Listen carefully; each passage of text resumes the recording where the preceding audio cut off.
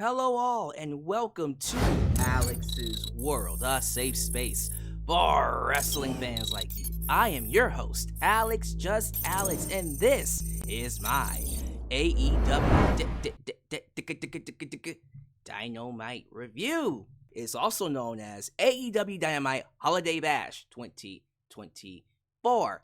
Tonight's episode did not suck. Look at that. For the most part. It did not suck. Almost. They almost had it. There was that one segment, and you know what segment I'm talking about. And also the ending wasn't all that great, but I don't think it sucked. I just don't care. Big difference.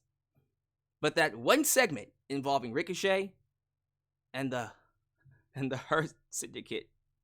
Oh my God, that was bad. I don't know what happened there, but that did not come across well for Ricochet, if anything else. But outside of that one segment, I thought the show delivered. Especially Darby Allin versus Will Ospreay. Easily one of the best TV matches for wrestling, period, here in 2024. And I'm not just talking about AEW. This match was better than pretty much, if not all, a lot of the WWE TV matches. Yes, Darby Allin and Will Ospreay had a pay-per-view quality match. Some might say a classic. I don't know. Maybe it was. Definitely worth $50. And I don't think I would put it in my top 10 either. I still think Will Ospreay and MJF, of course, is a top 10, perhaps the best Dynamite match all year. But definitely one of their best matches for sure. Go out of your way to watch it if you haven't. And other stuff on the show was fine. Again, AEW is in this interesting position where they have stuff going on. They have stories, I guess. They have characters, I guess. I just don't care. The stuff that they do have that I like, of course, we just talked about the Continental Classic. That's fine, because it's just wrestling. I do like what they're doing with Toni Storm. We'll get into that. Apparently, she's going through some amnesia episode. Or is it a long con, like Mariah May did, where she's pretending to have amnesia, but when we get to whatever match is coming in the future, Timeless will come back. I don't know. I think it's going to be something worth watching, though. I'm definitely intrigued with what she's doing. She's one of the best parts of AEW, period. So you're not going to hear me complain about anything she's doing. And yeah, like, Anna Jay took on Mercedes. No one thought she was going to beat Mercedes. And they showed Chris Statlander standing backstage. So we're going to go back to Chris Statlander and Mercedes. Why? They had an excellent match, but can't we give someone else a shot? Like Athena? For the love of God.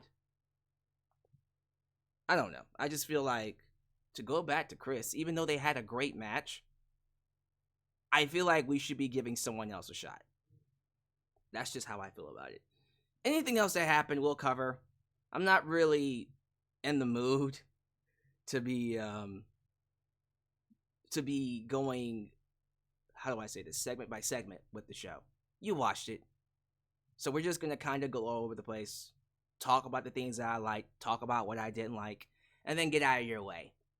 So thank you guys for watching me. If this is the first time you're watching me, of course, do me a solid favor. Like the video, subscribe, and click that bell to catch all my content when it comes out. Wow, your added help expand the brand by doing the following things. Join the membership, click that join button, and get the opportunity to request a video of your choosing, whether it's a live reaction, a hot topic, or a review, past, present, or future. Also, don't forget to give thanks. Hit that super thanks if you would like to donate after the fact. You can. Also, like me on Facebook, follow me on Twitter, just Alyx Central. Give me a follow on Instagram, give me a follow on Spotify, give me a follow on Cameo, give me a follow on Threads. Follow us on Discord. Follow me on Blue Sky, where the skies are clearer. And give me a follow on TikTok, for I am the tickest of the talkest for now. TikTok is going away. Hopefully it will stay, but just keep that in mind. For now, I will remain the tickest of the talkest. donate using PayPal, Patreon, Cash App, Venmo, and yes, Super Chats are officially on you. You can donate at any point in time during the broadcast to get your thoughts played live in the air. Email me at justalexsworld@gmail.com for business inquiries just to say hi, and get yourself a t-shirt today at Pro Wrestling Tees and Teespring. Are you a Just Alex guy? Then join the club. Get you an I'm a Just Alex guy t-shirt. Hot off the press! Also get you an old school Deluxe Man t-shirt, get you a new school Alex's World t-shirt, and many, many more t-shirt designs coming your way for the holidays. So join the cause, expand the brand today, right here, in Alex's World. Thank you to the lovely people over at Mint Mobile Country for once again partnering with me on this lovely broadcast. If you are somebody looking for sweet, sweet mobile plans that you can afford, but you get unlimited text, unlimited talk, and unlimited data, all of that in a package can be expensive depending on who you're getting your plans from. But with Mint Mobile, you can have all of that starting at $15. I said $15 a month. I call that a steal. If you want more details, let's get a quick word from our partners before we get to some shoutouts.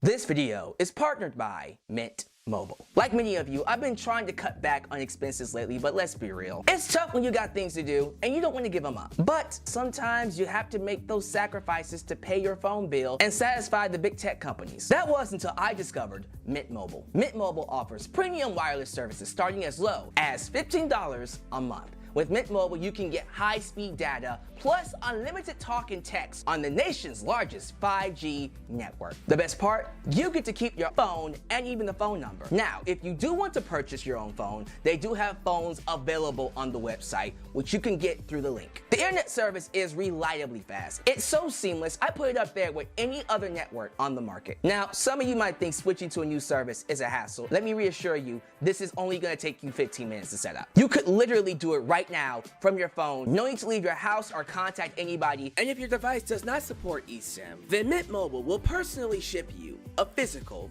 SIM card. So if you're like me and you want to save a little bit of money without sacrificing anything, use the link trymintmobile.com/justalex and start your wireless plan today as low as $15 a month. Don't lose out on this opportunity. Start saving money by switching to Mint Mobile today. Shout out to all of you lovely people, for tuning in to watch me on this lovely day, lovely night, whenever you catch this. Dynamite was live in the, let me get this right, the Entertainment and Sports Arena, a small building. And guess what? Holy crap, did it work. I've been saying this about AEW. If you know your numbers are low, stop picking these big ass arenas and stadiums that you know you can't fill up. Pick a small arena or a small building and pack that shit out with 2, 3, 4,000 strong, not even strong, but strong screaming fans. And that's what they did tonight. That crowd was rowdy, loud, heard, and seen. It's okay. It's okay to get a small arena, a small building, pack it out for now until you get your numbers up. Your shows will not be hurt by it. It will improve your shows. And look at this. Again, I thought it helped that they went to a smaller arena this time. Please keep going there. I think, what is it, this weekend? They're going to the Hammerstein Ballroom. Oh my goodness. I might have to check out those shows. I might actually come up here and do a review. I'm feeling like it. Would you watch it if I did a review on, what is that, Collision? Screw it, right? Let's see how it looks. Couldn't hurt. Anyways, let's get to Dynamite. So they opened up, if I'm not mistaken, with, I think it was some type of an interview, if I'm not mistaken. We see the Death Riders coming in. Renee is interviewing Orange Cassidy and Jay White about the main event, and then you see Hangman Page come in, and he's like, stay out of my way. No, you stay out of my way. I don't like you. You don't like me, and clearly we're not going to get along, and we might lose. Spoiler alert, they do. And then I think after that, they do Anna Jay versus Mercedes Moné. So, Anna Jay, I see the talent. I see that she's trying. I love that she's trying. But I'm sorry, Anna Jay hasn't really meant much to AEW since the Dark Order. Yes, the Dark Order. I'm not even talking about JAS. Nope. She wasn't the same. Anna Jay's peak was the Dark Order. Everything they did with the Dark Order, yeah, all that stuff with Johnny Hungy, John Silver.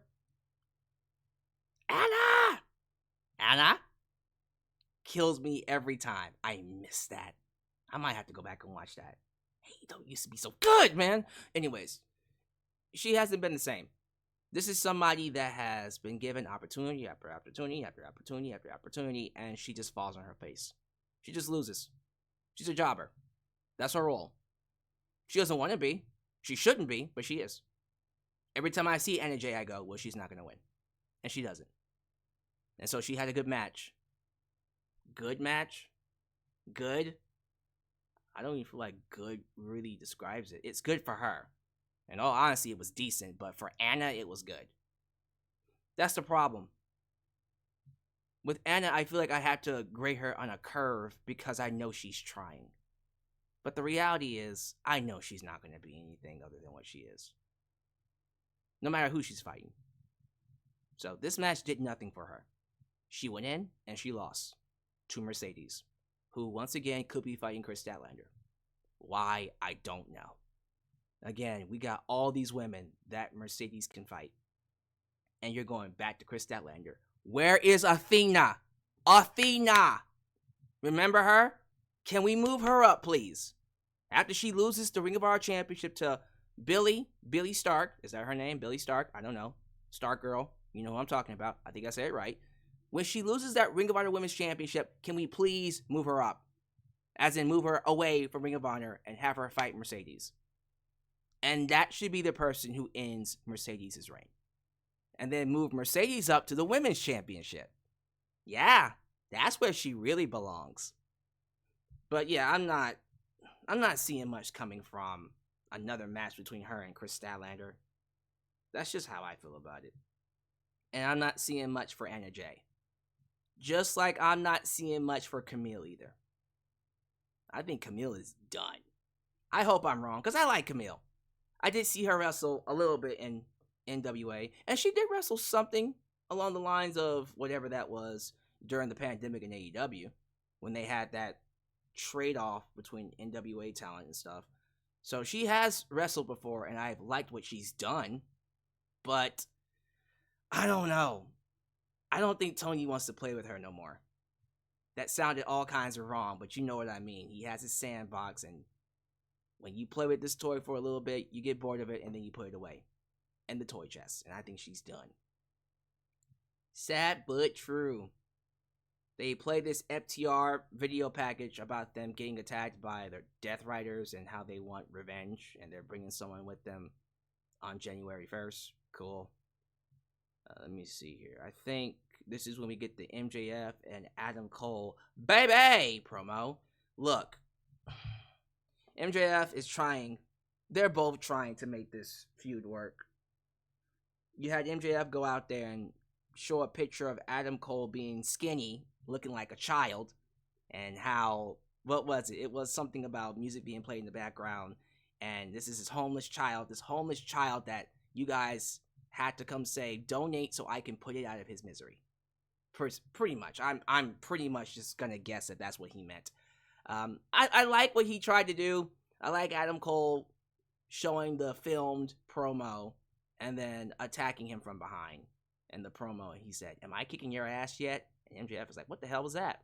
Turn around, there's Adam Cole, and he gets out of there. So it's clearly looking like, this is my prediction, the Kingdom, Undisputed Kingdom, is going to turn on Adam Cole.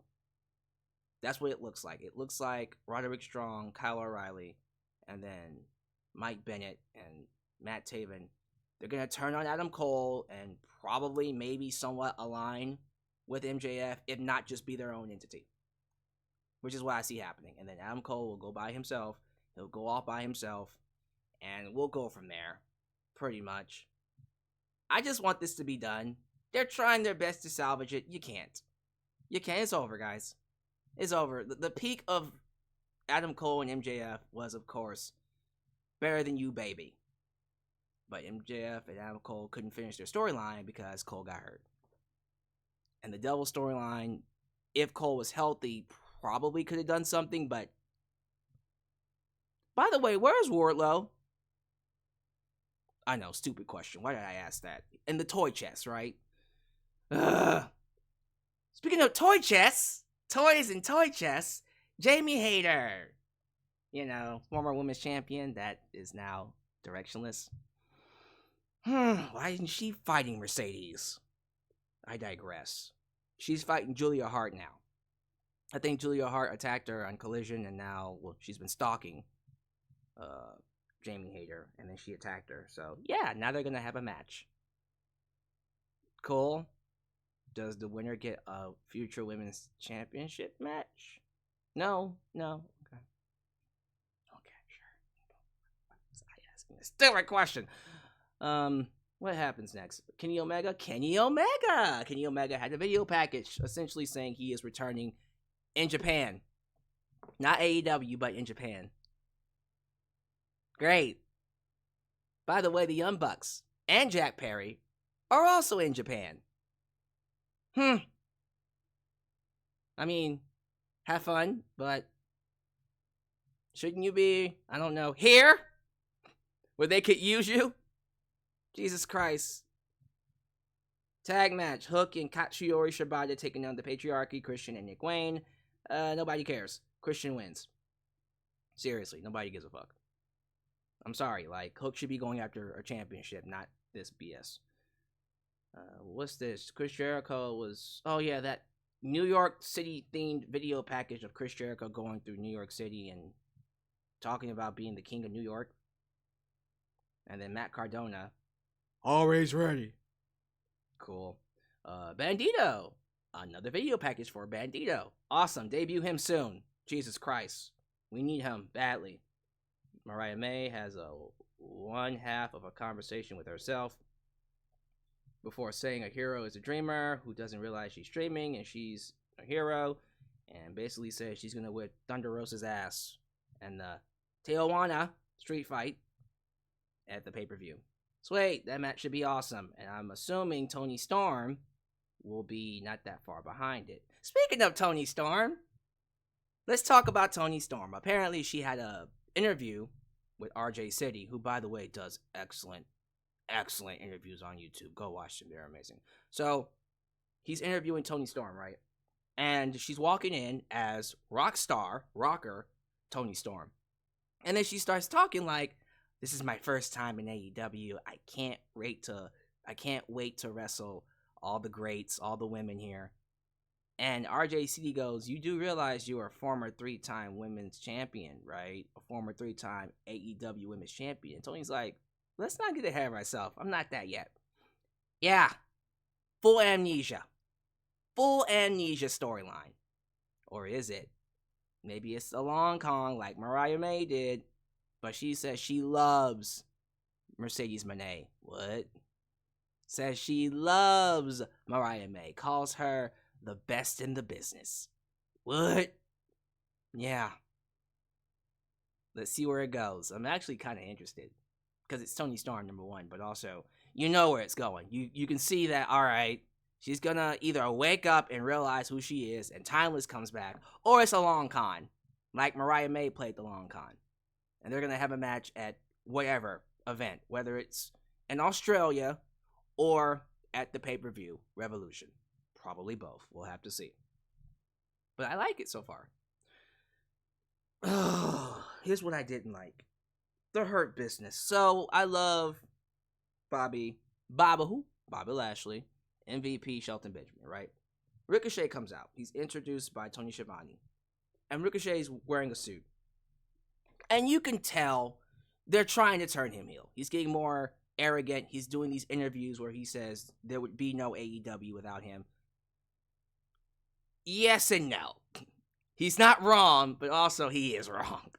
You can see what he means. The style that AEW loves to portray. Ricochet made that famous. Him and Will Ospreay. He's right about that. That being said, let's be real. AEW would be fine just without you. So it's both a place of, from him, it's a place of truth, but you can tell he's trying to turn heel. Clearly, they're trying to turn him heel, and it's, I don't know. It's just, to me, Ricochet is that kind of person where it's like, are you meant to be a heel? Because it kind of feels like you're trying too hard. We'll see. Some people think it's working. All right. He comes out going, aha! Yeah, he does that now. Aha! But he has a suit on, and then the Hurt Syndicate goes out there. MVP, Bobby, Shelton. And Ricochet is trying to kiss ass horribly. And they go, nice suit. Right? And he's like, my goodness, I think we would make a great pairing. I would love to be in the group. I would like to be with y'all. And MVP goes, let me see that card. Ricochet pulls out the card. Bobby chokes him. And then MVP rips up the card and goes, no one likes a kiss ass. And then they fix his tie. And then Ricochet runs like a little bitch.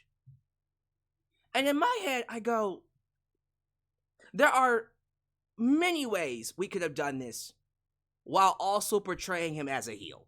I get it. You want him to be disliked and seen as a coward, I suppose. I understand that. You could have done that in a much more compelling way. This just makes him look like a bitch. It doesn't sell tickets. It doesn't make him compelling. It doesn't make people want to watch. It doesn't make people want to see him lose. He just looked like a bitch. And then he went backstage to meet Swerve Strickland, who also made him look like a bitch.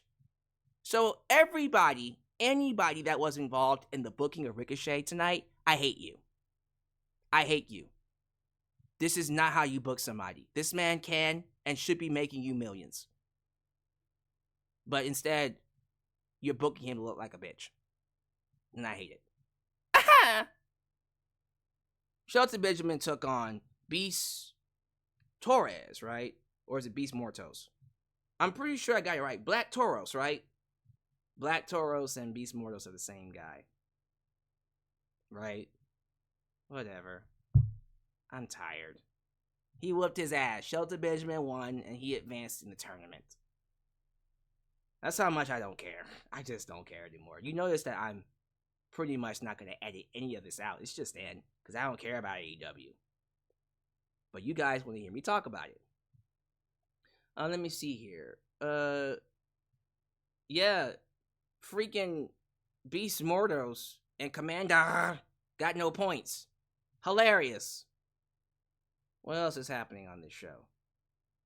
Please tell me Darby and Will Ospreay are next, because I'm pretty much checked out. Yep. The best thing on the show, by far, and it's not even close. Darby Allin versus Will Ospreay. I still think it's one of the best matches in 2024. It's definitely pay-per-view quality. I don't know about calling it a classic yet. I think over time I might feel like calling it one. But shit, if you want to call it a classic, go for it. This match was incredible. Unbelievable. Darby Allin is a sicko in all the best ways. That coffin drop on the apron. Holy shit. Every time he does stuff like that and he almost dies, I get worried. Because one of these days, Darby's going to do something like that. And he's going to really hurt himself. And we're all going to go, yeah, we probably should have seen that coming. But him and Will Ospreay have crazy chemistry. Oh, this was incredible. The fast pace, the counters, the near falls, the moments, the spots. It was basically picture perfect. They nailed it. Not a single botch, anything out of place. Hell, it actually might end up being a classic because of the way I'm describing it. But yeah, it was incredible. And the shocker of the night, Darby Allin won. Darby won the match. I know. He beat Will Ospreay clean. That's awesome. I love it. And so they're deadlocked now. Everybody except for two have 6 points. And so now I believe Claudio will fight Darby on Saturday, and Will Ospreay will fight Ricochet. Again, I'm thinking about staying home and watching the event because it does look stacked. It looks stacked, like a mofo. And the main event is a match that you don't care about. Fine, I'll talk about it.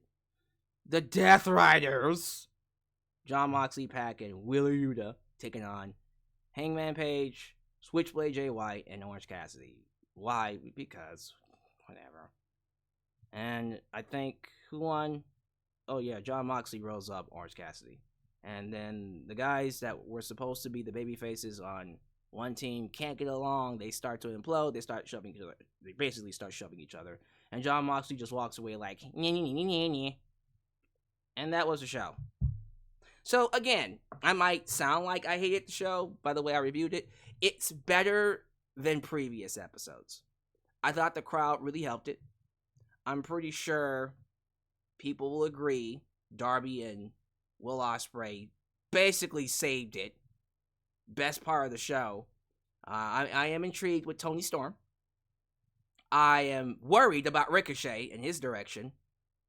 Very much so. I am worried about what's going to happen to Anna Jay. Basically, she's going back into the toy box. I don't know where they go with Mercedes after this, because, again, like, Chris Statlander again.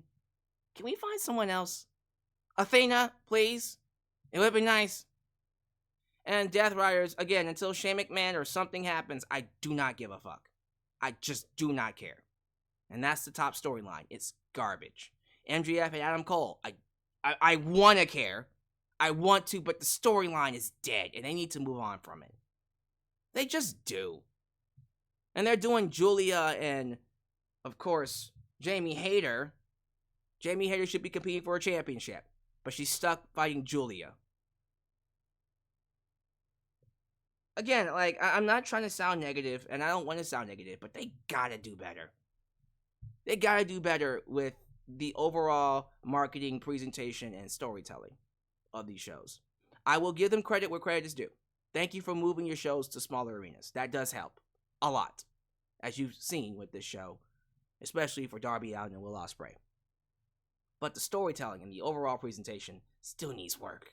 It's far, far from where it needs to be.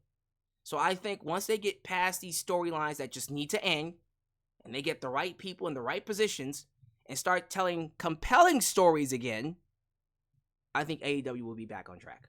And then I'll stop being a snarky asshole and talking about how much it sucks. But until then, you'll get more reviews like these. And if you enjoyed it, leave a comment, leave a like, and do all the YouTube things. Like the Facebook, like the YouTuber, like the Instagrammer, like the TikToker, until it goes away, the Blue Skyer, and whatever the hell is down there. Also, like the video, subscribe, click the bell, catch all my content when it comes out. Follow me on social media, donate, PayPal, Patreon, Cash App, Venmo, and yeah, I guess happy holidays, and I guess I'll catch you next time right here in Alyx's World, the place that is, was, and forever will be a safe space for wrestling fans like you. I'm out of here. Peace.